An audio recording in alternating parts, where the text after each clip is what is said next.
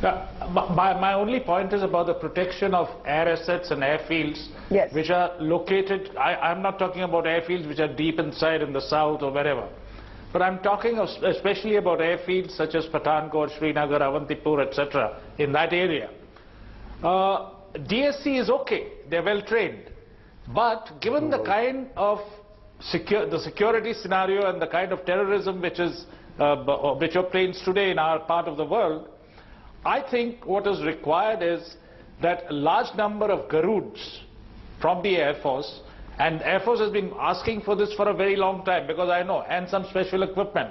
I think the government, if I may humbly request them, should look into this, that these critical air bases close to the boundary, international boundary and the LC should be guarded by specialist forces and specialist equipment. And I want to come back to what happens next. Now, Ambassador Parthasarathy, you were saying the Foreign Secretary should meet. Engagement should not end. I'm hearing Ambassador Prasad actually echo that there are only a bunch of limited options, and therefore engagement is a kind of inevitability. Yeah. But what some may say is, imagine if Manmohan Singh was Prime Minister today and this happened.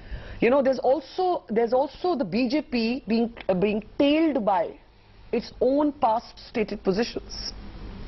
Will that prove to be a problem as the Prime Minister tries to craft a new Pakistan policy? Because let's face it, it's new, it's very different from the red lines that were initially sought to be drawn.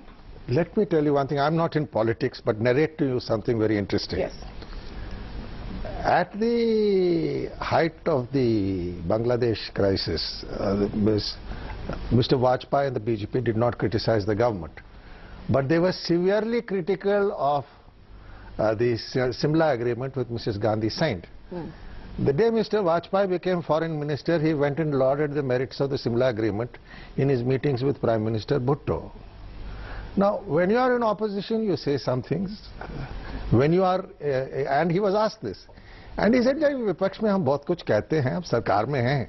Now, this, I would urge that we don't over-politicize security and foreign policy, okay? All these things, we leave that to the politicians. I mean, after all, an opposition is there to oppose. But I think we as people who are not in the political arena would, at least I think Jayant, the General, and I, and I'm sure Mr. Vima also, we would analyze and give our best analytical view. I would not comment on a political view because, as I believe, that when push comes to shove, our political parties are all very mature, and in a crisis, we have always stood together. Okay. Otherwise, this, you shouldn't have done this, I should have done that, this will go on. It's a part of politics. But a government can be any government pursuing a path of dialogue or engagement with Pakistan is constrained by many variables. I just want to get a perspective from Captain Amrinder Singh, who is of course a senior Congress leader, the head of the Congress in Punjab, appreciated widely even by the BJP for his very mature statements as this encounter was unfolding.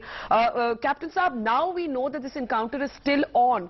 Just your thoughts, what you would say today. Of course, 7 Indians martyred, 20 injured. We have that number now. We still don't know how many terrorists in the end will be neutralized. There's also questions arising about the Punjab police, about whether the breach should have happened to begin with, whether that was the weak link. What would you say, sir?